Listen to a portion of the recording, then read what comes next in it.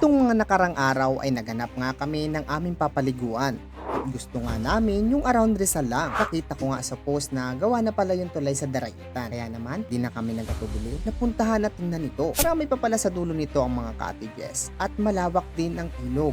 At dito nga sa dulo ay napuntahan namin ang ilog na malalim. Nakakatuwa at sinubukan kong bumaba at mag-climbing dito. Malalim nga dito. No?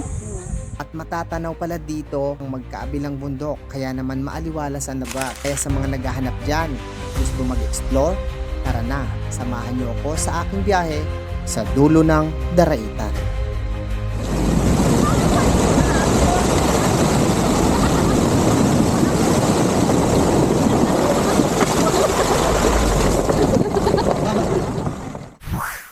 Sa pag-iikot namin dito sa Daraitan ay napadpad kami dito sa dulo. Dito nga ay mayroong bagong bukas na mga cottage at okay din dito. Kung nais nyo yung tipong tahimik ang gusto nyong tutuluyan, bagay na bagay kayo rito. Accessible naman ang tubig at mayroon ding mabibilhang pagkain. Okay din dito kung mayroon kayong kasamang mga bata dahil malawak ang ilog at mababaw yung paliguan o yung entrada nila dito.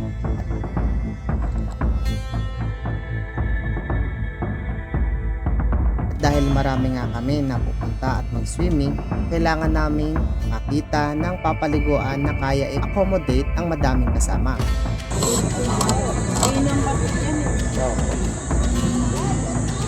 Malamig?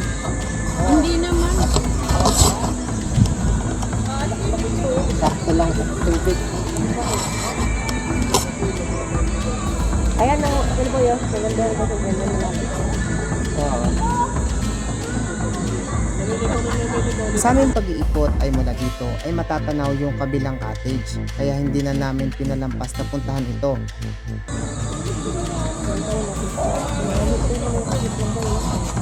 Tumawid nga kami sa kabilang ilog at napansin ko din na mababaw ang tubig, kaya tumuloy kami gamit itong 4x4 na sasakyan.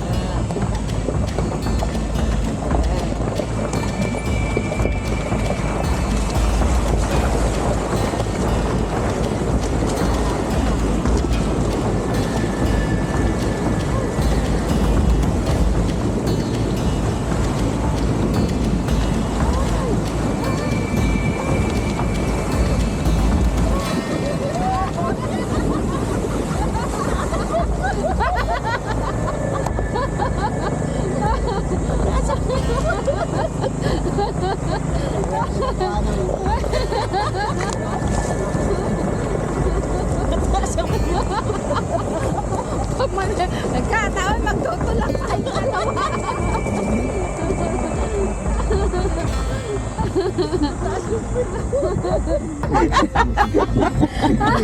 Agad yung pito.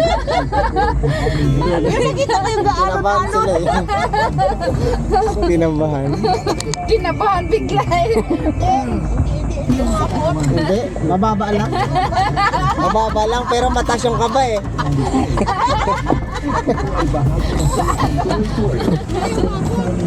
Mababa lang, mataas yung kaba. Sinabi ito ni Juarez matapos ang mga nag-global wireless na Manila ang Chinese personnel at nagsagawa ng inspection sa Sandy Cay, isang Sherlock. Kaso pang 4x4 lang eh. Kaya to na flexi.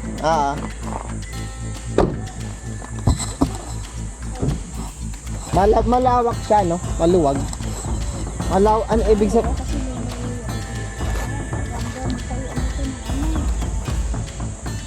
Pero sabi nga nila dito ay kaya naman tumawid kahit di daw 4x4 o kahit nga daw single at tricycle ay kayang tumawid. Opo. Kuya, dito kayo?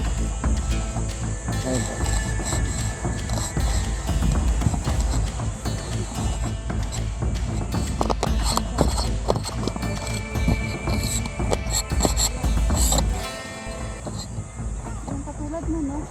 May tao po? O kayo po yung ano? Sa aming pag-iikot, tinanong namin din kung available pa ba itong napuntahan namin. At yun nga ay available pa naman. Pwede din daw mag early booking lalo na kung kasama nyo ay marami. At dahil nga bagong bukas ito, handa din sila magbigay ng malaking discount. Maganda din dito sa harap nila dahil malawak, lalo na may buhangin na pwede nating gawing playground. Mas simple lang ang kanilang cottage at kayang mag-accommodate ng 30 packs o higit pa. Ba't ka pa mag-CCR maligo? Kung lang ka na magligo, wala ko sa ito.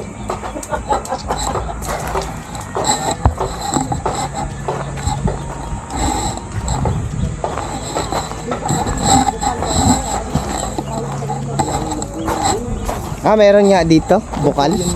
Kinukuha. Oo. Saka rigis kasi, di ba, tumawid sa ilog. Pero Bukal. pagbahaan yun, napuputol yung linya nila. Ang nga lang.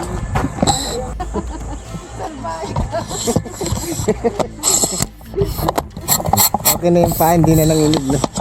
Tapos nga dito ay tuloy pa kami sa unahan at doon nga namin nakita na may maganda pa palang spot sa dulo.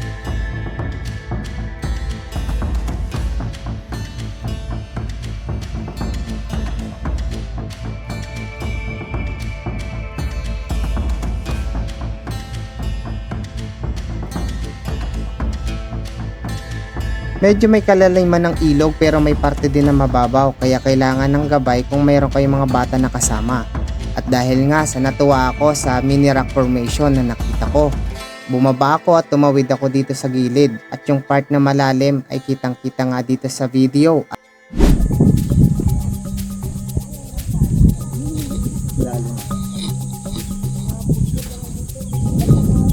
Ay, udo. Dito guys.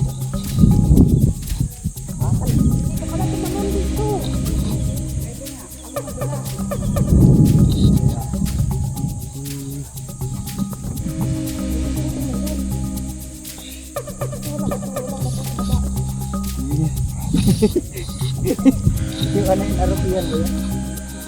Ay malalim. Lalo na doon ah. Ganda nga tumalon. Nag-trekking pa dito, no? Tapos nalaglag ako. Oops! Oops!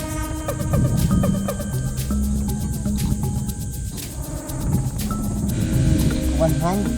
Pag nalaglag tayo dito guys, wala na. Maligo, talon dyan, oh. Oo. Malalim nga dito. No? Malalim. Ay!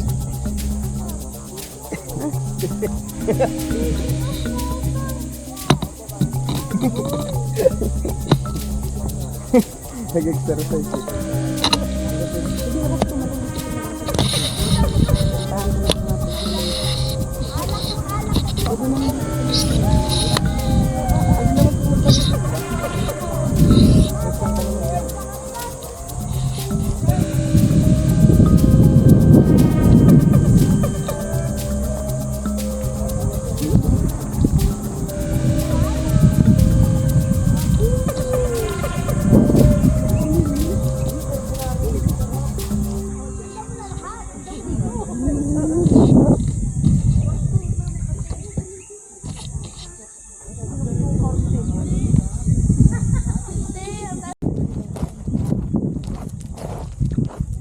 Uy, ang ganda na yun.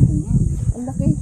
Kung pagkatapos namin dito ay umakyat kami dyan sa taas at nag-inquire din kami dito. Ito nga pala yung The Ellsworth Cabin. Parang bahay mo. Ay, ano ito sa amin, no? Pablungon? Taman arin.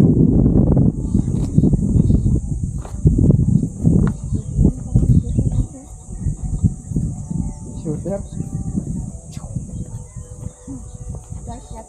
Dito nagkalat lang to. Oh. Sa amin, ano yan eh, halaman. Pag-akyat pa lang ay may kasama ng exercise ang tema nila dito. Ang ganito. Akyat ka dito. Exercise.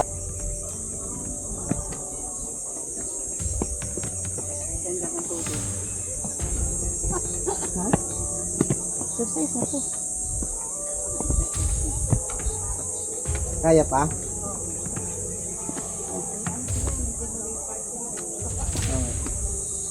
Cellphone na yun. Ano to? CR. CR na lang. CR na, oh. Ha?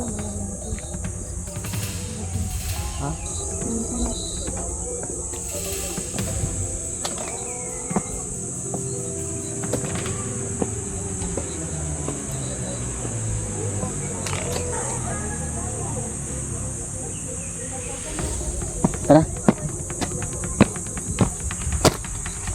Tindahan natin.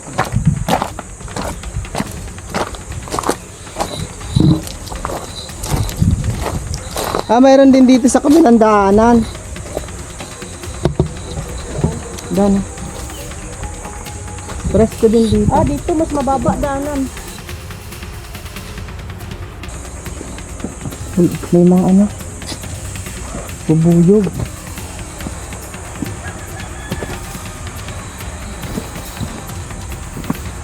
Ito yung ano. Okay. Ganda ang kanilang accommodation para naman sa rate nila ay makakapag-inquire kayo through page or online booking. Lalo na dito sa kanilang cabin. At pinapayagan din tayo umakyat at ikutin ng lugar para makita namin. Pag mga 20 packs po. Kasi ang kasya lang po doon, 2, 4, mga 8 po or 6. Kasi nilalatag po sila sa baba. Tapos dito po, yung yan, minumove Pwede makita? nila. Pwede lang po. Minumove nila para... Tapos may ano pa. Tapos dito po nag-set up ng tent yung sa community nila. Pwede rin naman po yung Maganda ah.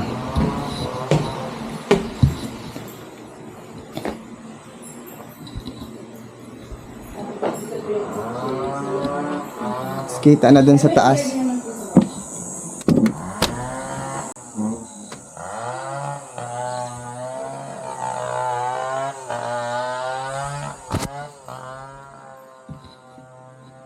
Alam nyo ba na meron din pala sila ditong activity at andyan yung river swims, kayaking, and horseback riding. Paganda at makakapag-enjoy talaga ang buong pamilya nyo dito dahil sa relaxing ang view at makikita sa veranda ang tanawin ng mga kabundukan, lalo na sa umaga. At syempre, ang tahimik na paligid.